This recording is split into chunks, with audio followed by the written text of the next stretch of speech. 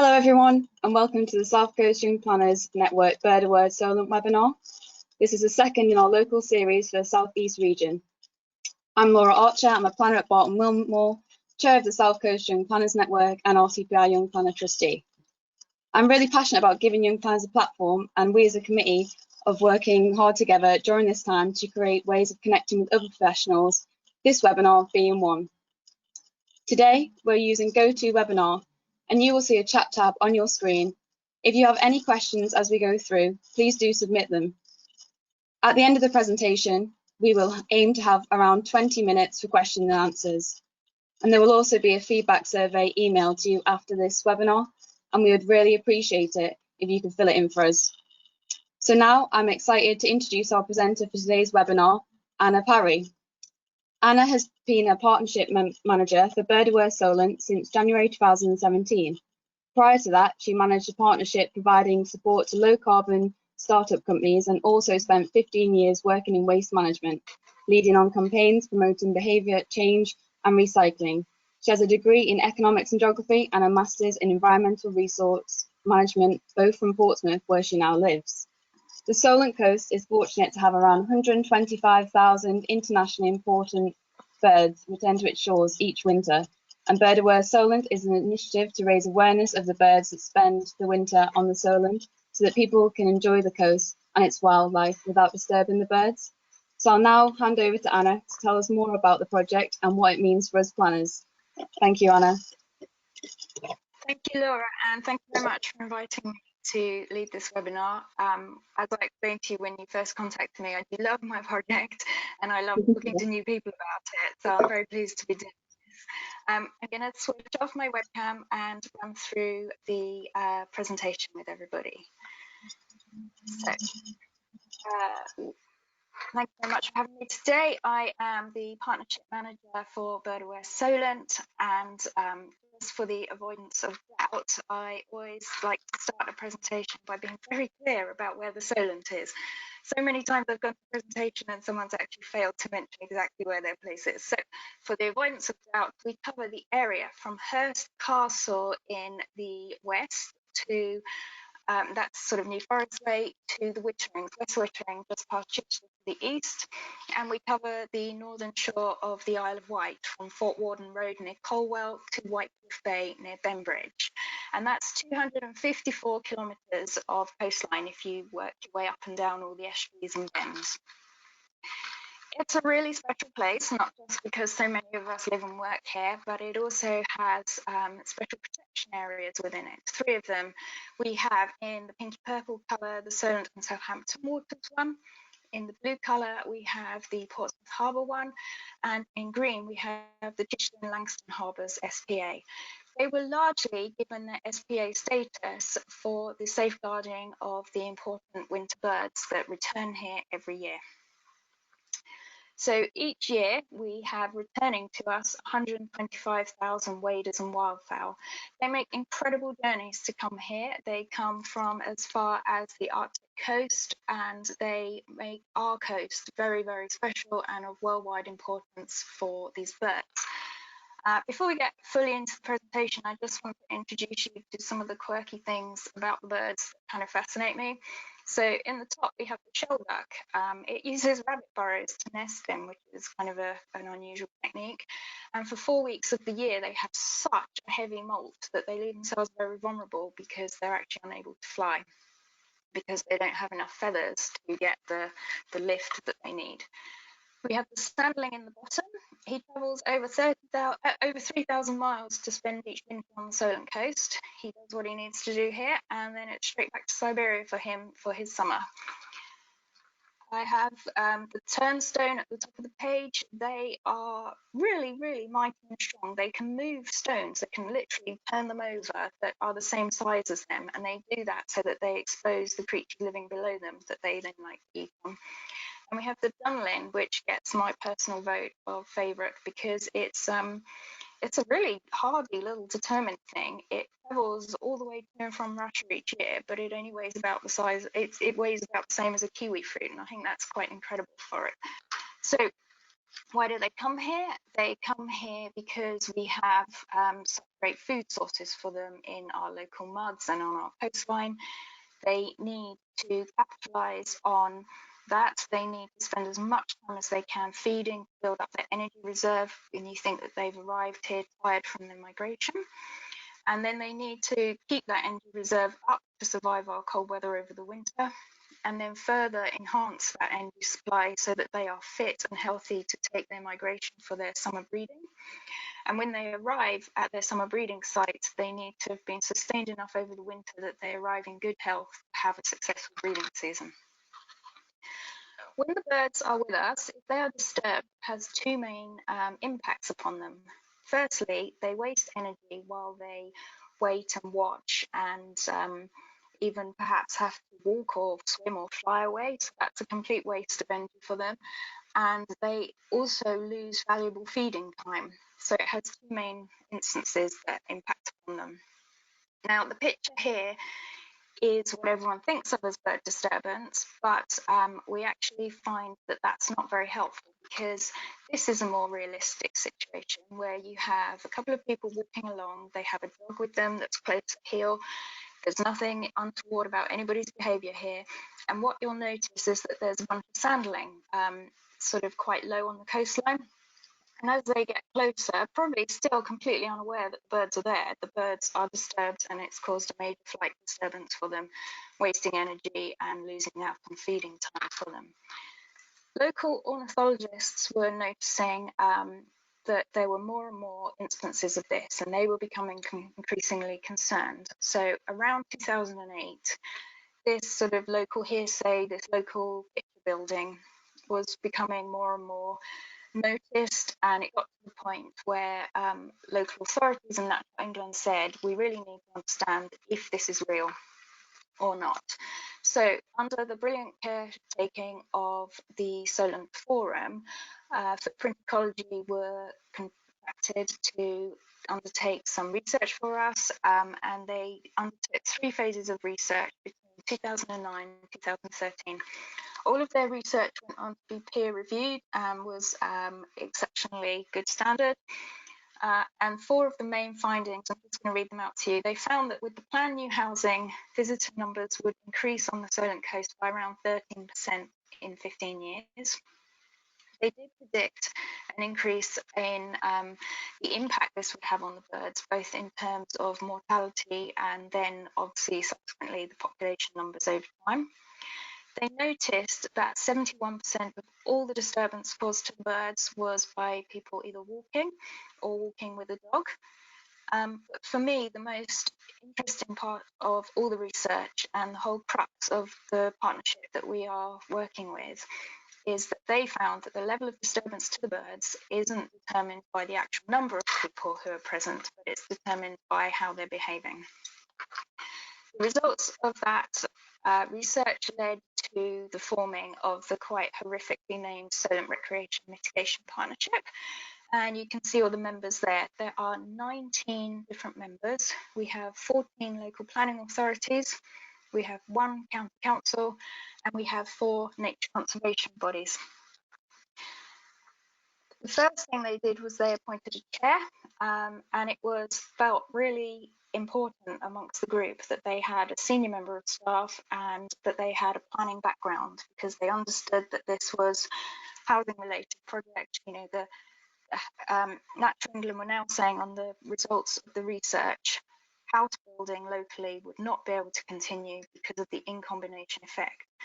So they were saying that it wasn't meeting the habitat regulations for the protection of the SPAs, and that they were going to give us some time to prepare an approach to redeem this.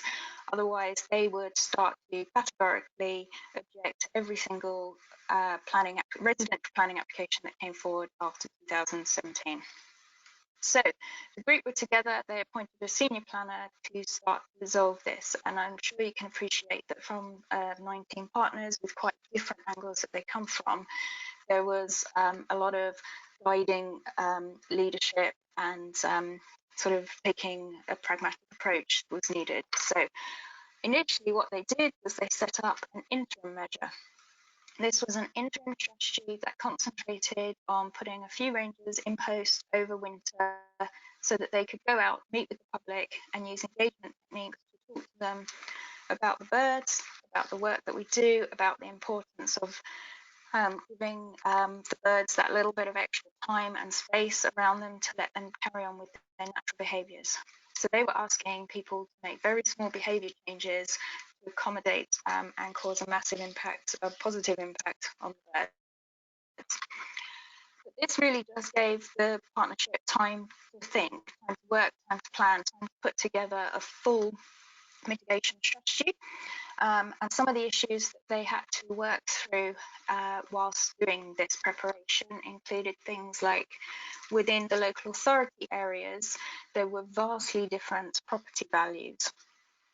So the approach that they came up with needed to be acceptable for all, otherwise they couldn't all put their name to it. One of the ways that they got around this was the final charging structure is based on the number of bedrooms in your residential property. This serves two purposes. One, it's more proportionate to the final value of your property.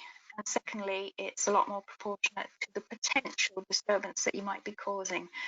Because put simply, the majority of cases, you can expect less people to be living in a one-bedroom property than you would in a five-bedroom property. So their proportional disturbance on the sea coast has to be considered in line with that.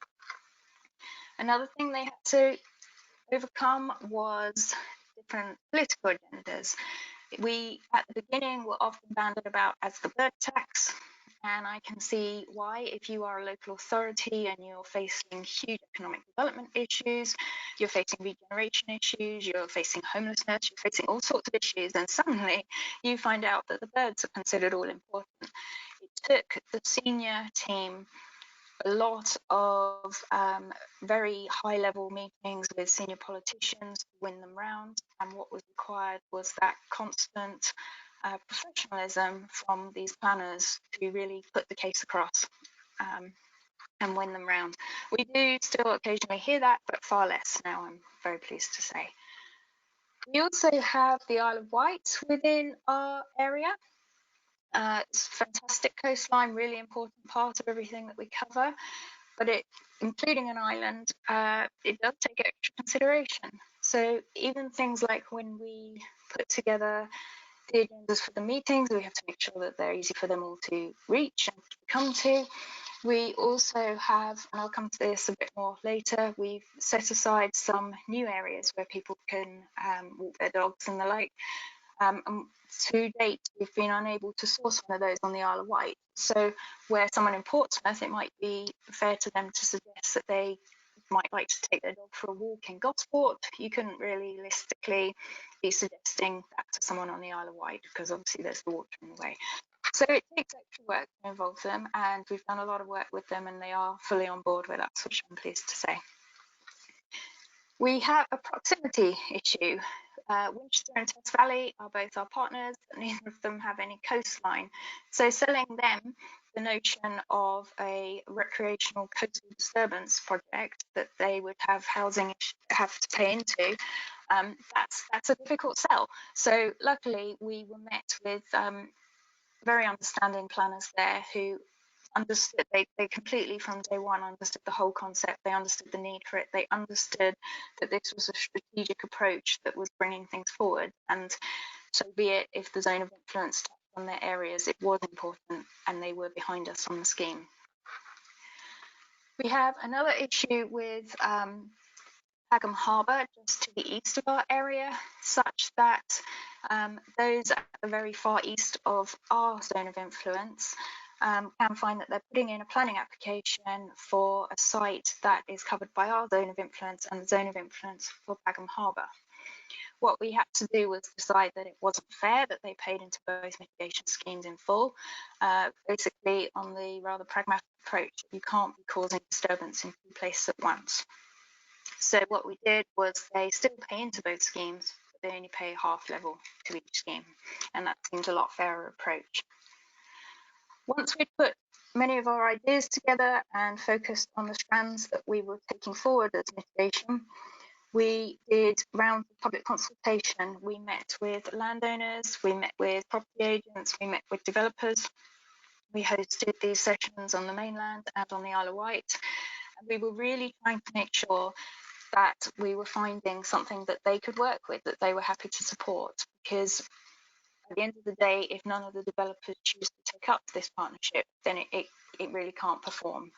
So that work all took place, and we were able to know with some confidence that what we were putting forward was quite palatable within that group.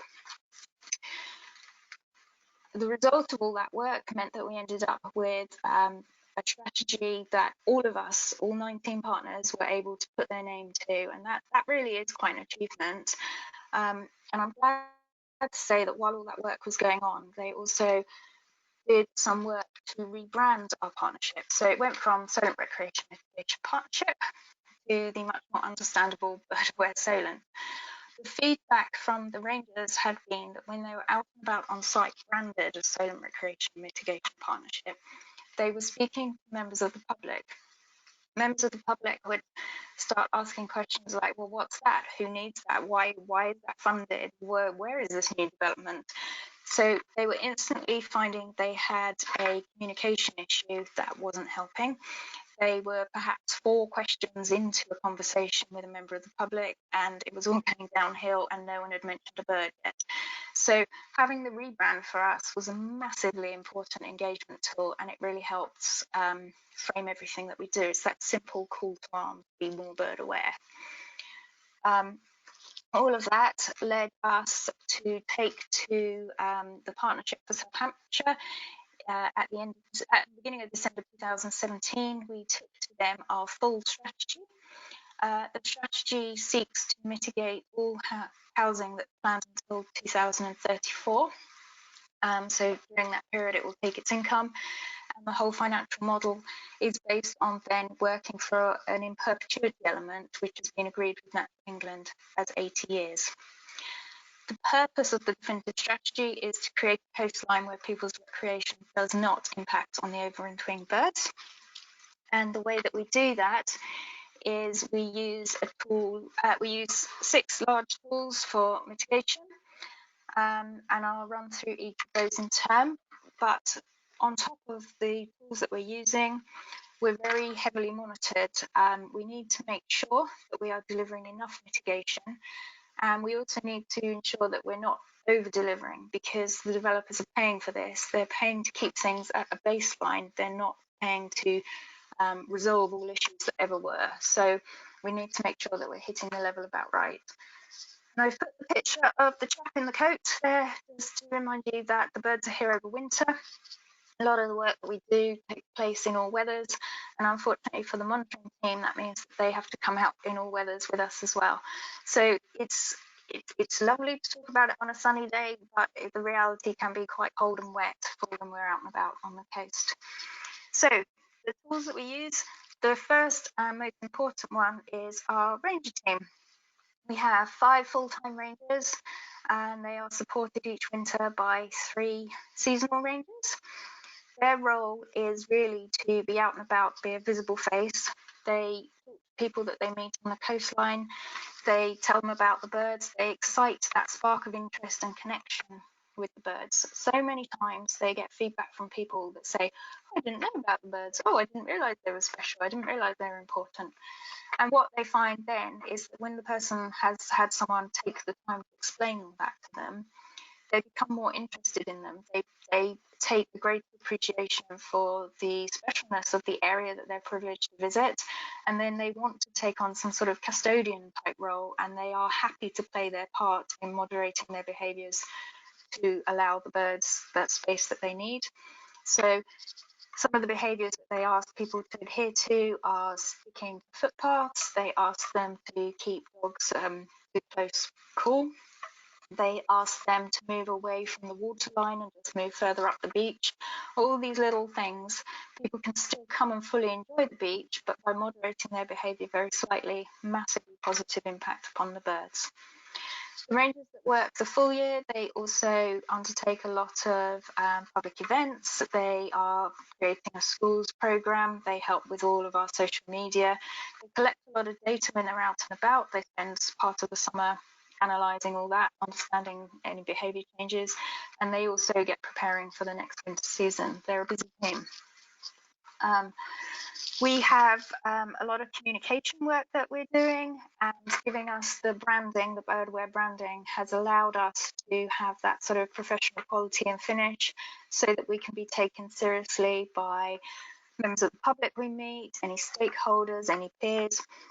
It's really given that sort of professionalism to what we do. We have a website that promotes everything that we're doing, and it also gives quite detailed information about the birds, alternative places you can go for walks.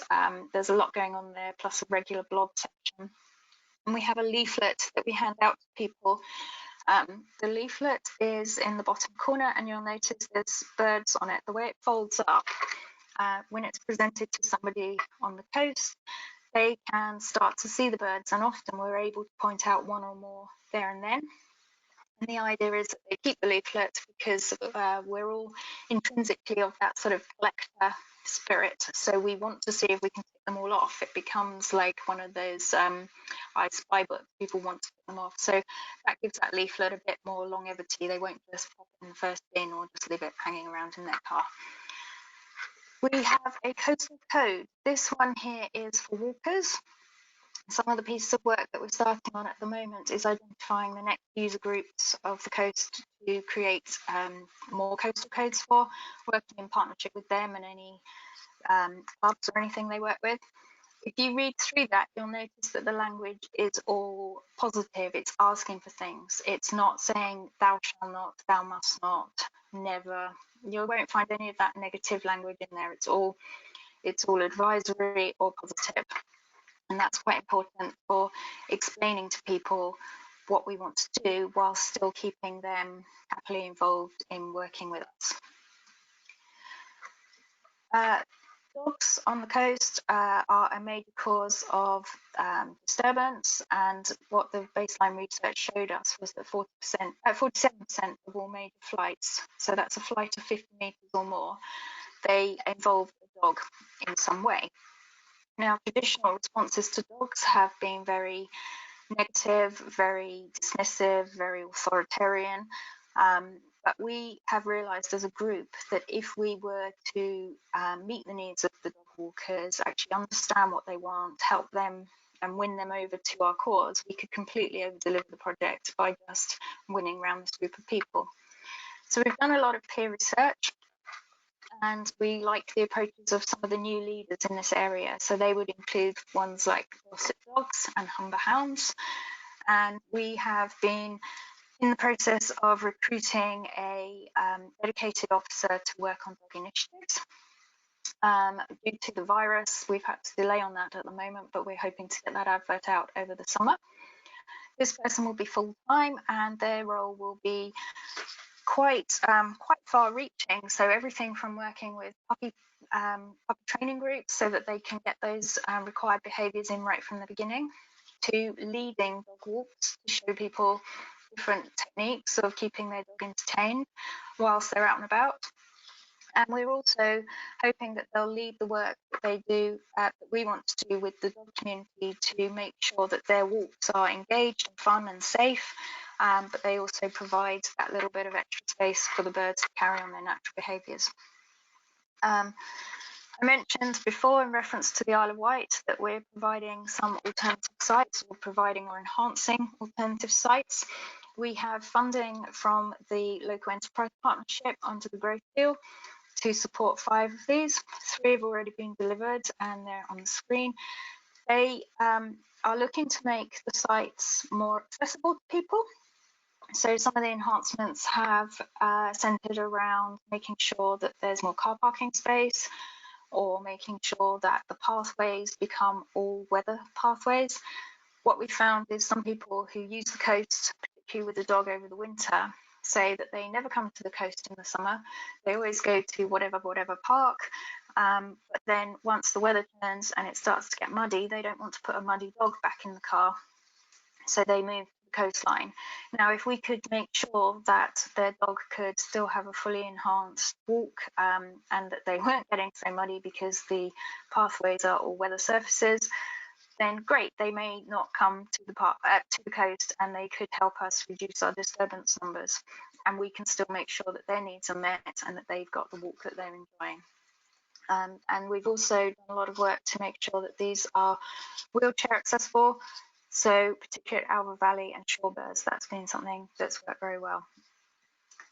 We have in our financial model, starting from this year, we have £2 million every 5 years to support site-specific projects. So that's physical interventions at specific sites where they will either do something that manages visitors in a better way. So it might be enhanced boardwalks, it might be putting some screening up or repairing fences and the like, such that the birds are more protected.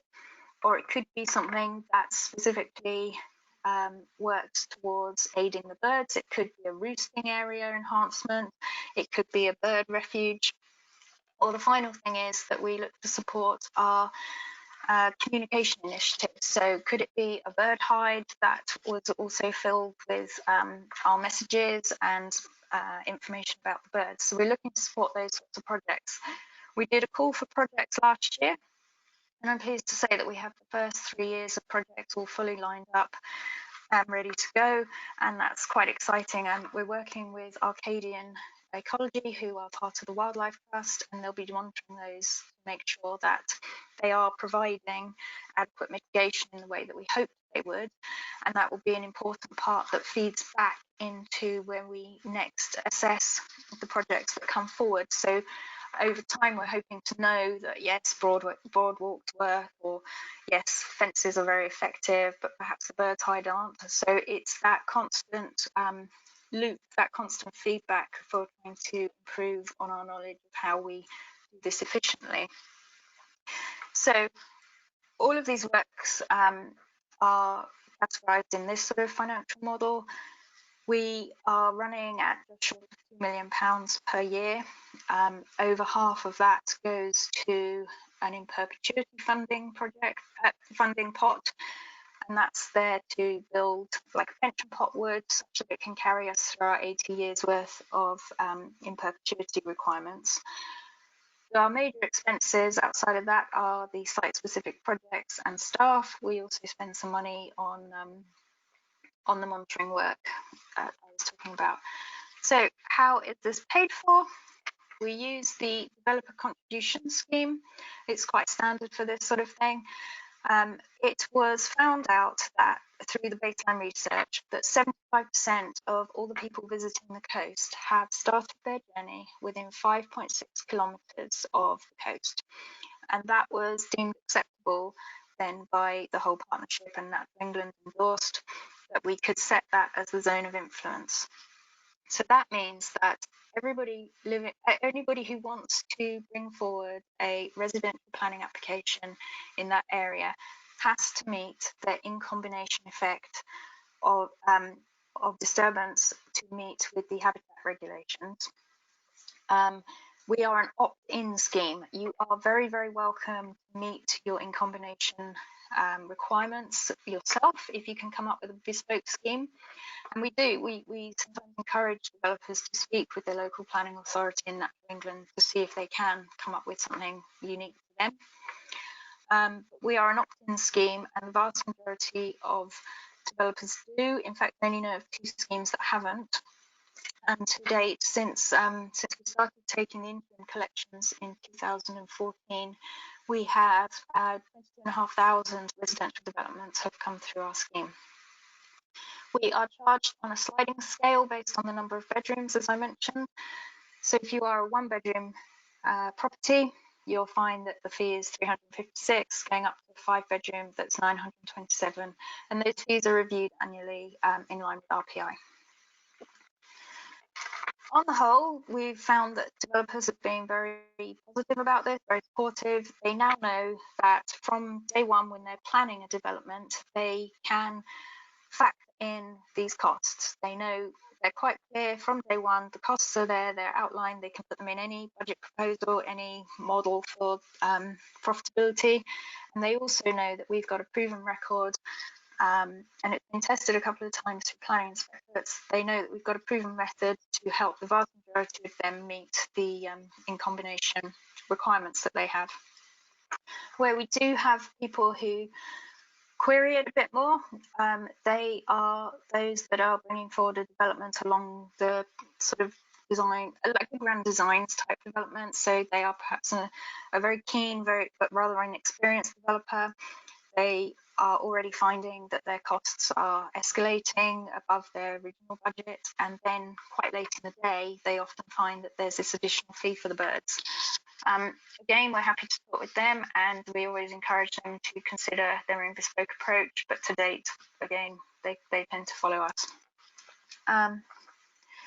So some of the results that we found through bringing this forward, we have managed to allow developments to continue. Natural England were very clear that they would be putting in a unilateral objection to everything, and we haven't put them in a position such they have to. So we've allowed development to continue.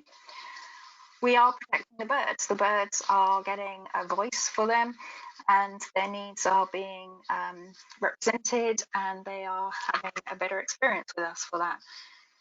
Whilst doing this, we've managed to maintain open access to the coast. At no point have we restricted people where they can go. There are no restrictions on even quite sensitive areas, and that's all to the credit. We're bringing in additional support for dog owners. We've noticed that there's increased joint working between local authorities because they have come together in such a way that they all know each other better, and they're more able to carry on joint working in other areas. And we've also provided the suitable alternative natural green spaces, so the alternative places for people to carry on their recreation away from the coast. The work of the partnership is now recognised as best practice for other emerging mitigation schemes. So where similar issues arrive in other parts of the country, Natural England are very quick to put them on the phone to us, and we help set them on their feet and talk to them about what we're doing and what they might like to do. If I run through some of the lessons that we've learnt in doing all of this, we found that collaboration allowed us success at a strategic level. No individual authority could have provided the required mitigation in just their area alone, but where they collaborated, they've managed to provide a strategic solution for a wide area, and it's really got that kind of strength in numbers thing to it, and it's got the space to allow different elements to come through and everything, all the best parts to be enhanced.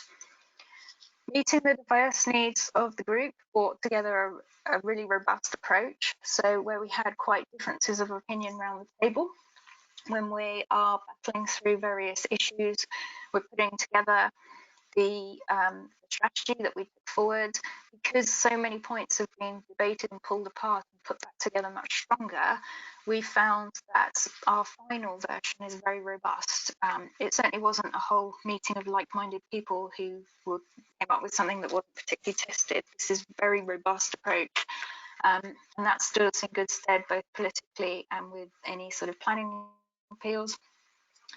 We've learned that we need to remain united. All of the partners are aware that they can't do it alone, so they need to remain united, and it works like that. And one of the important things is, when I talk to some of the groups, like the Partnership for South Hampshire, or I talk to the Local Enterprise Partnership, we really focus on and big up the continued housing development. We talk about that a lot. When I talk to members of the public, when we talk to conservation groups, we talk about how we are out there protecting the birds. But actually, neither of those is a particularly good measure for how well or otherwise our project is doing. And any level of success should be measured by actual behaviour change. So the very crux of what we do is a behaviour change project. We have been extremely lucky and honoured to receive some awards. We got the regional winner for the RTPI Southeast in 2018. We got the national award for the planning awards in 2019. This year we've been shortlisted. Unfortunately, we didn't get it, but we were shortlisted for the St Andrews International Prize for the Environment, which for us being quite a small team was a massive accolade. And we are currently shortlisted. We're hoping to find out later this year about the SEAM Awards. So we're very honoured by those, and we're very proud of those achievements. Where we are working with the other partnerships that are starting to be developed, with the full support of Natural England, we are promoting that rather than go through their own learning curve of creating a brand, they actually come on board under our Bird Aware brand, and we are able to offer it to them at cost price, so we don't make any money out of that. But we believe that there is a benefit, because if I am someone that is used to the Solent, and I have my recreation on the Solent, and I'm aware of the birds, and I'm aware of the kind of Bird Aware type logo, and then I go on holiday somewhere else, or I'm visiting friends, and I see the logo again, I may not know the exact mix of birds that are residing there, but I would know I was in a special place, and I would know that certain behaviours might be expected or might be preferred in that area. So we see a great benefit in this becoming more of a national voice, and we believe we could get sort of greater outreach through sort of media and television, through having a united group. We've already welcomed Bird Aware Essex Coast to our partnership, and we're in quite advanced discussions with a couple of others. So we're hoping that that kind of family of the brand grows. Right now, we are very, very fortunate to say that it kind of looks good. We're in a good place, and we're all excited and quite dedicated about what we do and quite passionate about it, and we're very lucky. If I could ask one thing in return for doing this webinar today, it would be that you consider giving us a follow on one or more of our social media platforms. And that just leaves me really to say thank you very much for listening. And I'm going to join Laura, who I think is going to lead through some questions. Thank you.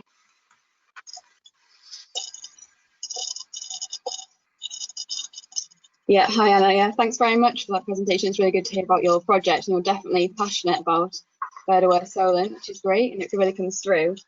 We do have a few questions. So first, you mentioned you have a team for monitoring, and we just wondered, do you also have members of the public that will say that they spot birds on a site, and then you have to go and investigate? Like, how does that work?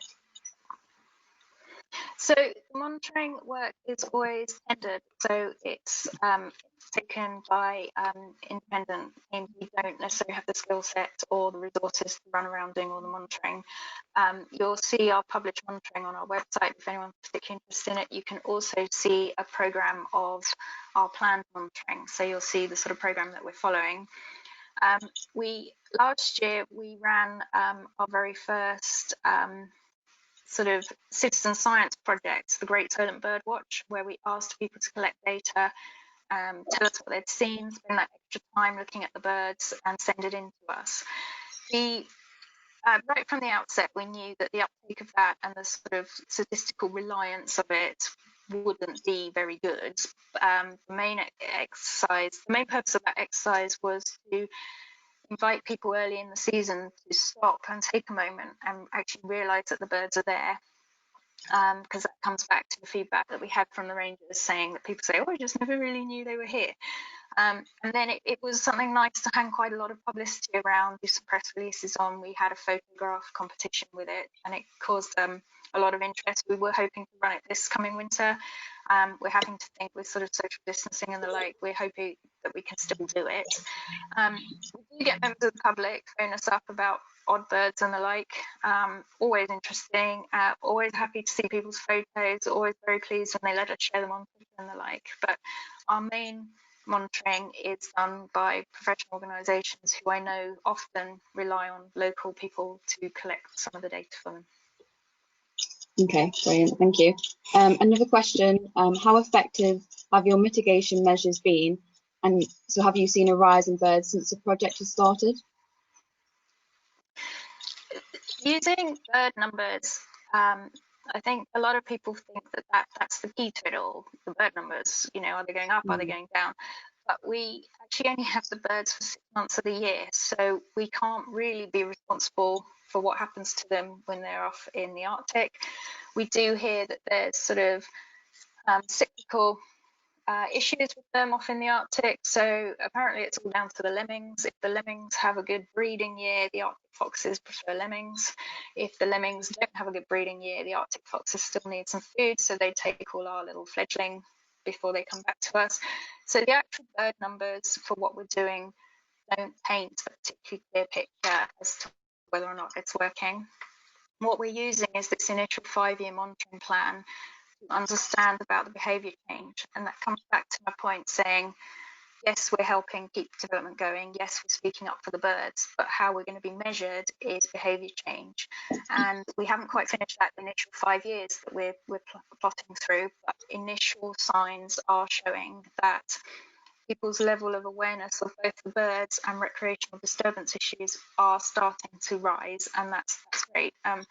Our rangers also keep stats on how many people they've talked to, and they've spoken to over 35,000 people since the project began. And it's good to see now that when the consultants go out doing the monitoring and they speak to people, some of them, you know, we are now getting higher and higher percentages that say, yes, I have come across a ranger, yes, I have spoken to them, and we are starting to get that baseline awareness that we need coming into people's. Yeah, and that's a really good point, is that obviously we only have the birds at winter, so obviously, like you say, when they go elsewhere, you can't really monitor that, but yeah. Nitrates, so obviously nitrates is an issue, and also affects the protected birds. And a question, is Bird Aware looking at this issue, and is there any scope for using some recreation projects to mitigate the nitrate problems? So firstly, we are also aware of the nitrates issue because it has caused such a delay with planning applications, and these planning applications that choose to buy into our scheme, that is our entire source of income. So we have been very fortunate that if you looked at a mean average of development coming forward from the local plans, a lot of it came forward very early. So we have accrued a bit of a financial reserve. So while the nitrates issues are still carrying on and being resolved, we are able to keep going with our full mitigation package. We haven't had to scale back yet. We are keeping a very close watching brief on the nitrates. We do see a lot of commonality with that. We also see sort of the biodiversity net gain. We see commonality with that, and we also see with the Solent waders and Brent goose strategy.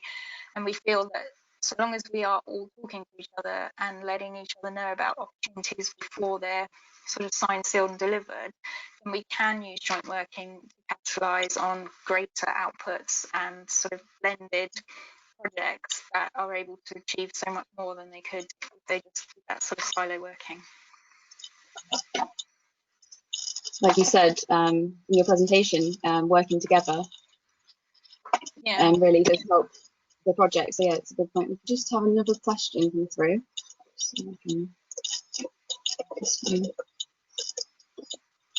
So are there some birds that remain in the area during the summer, or are they just winter migrating birds?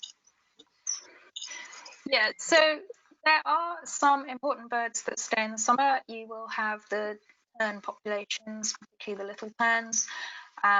Unfortunately, we are not funded to look after those, but we are very aware that we must make sure that all of our messaging is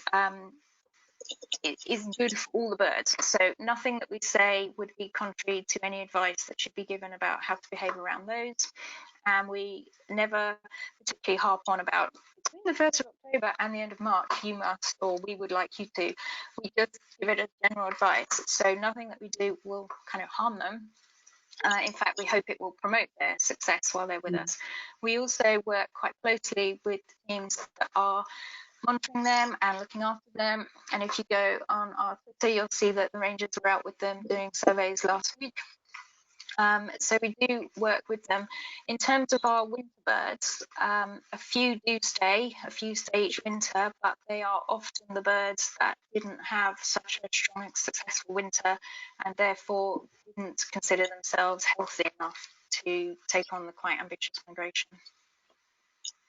Thank you.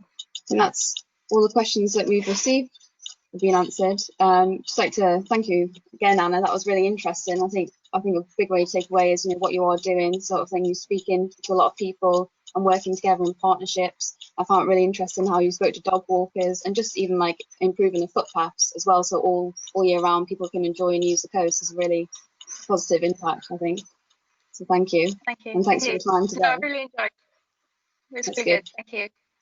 Yeah, and I'm sure if anyone else does have any questions, they can get in touch with yourself, me, or Susan, the South East coordinator, and we can answer them after the event. Brilliant. Thanks very much. Thank you. Take care.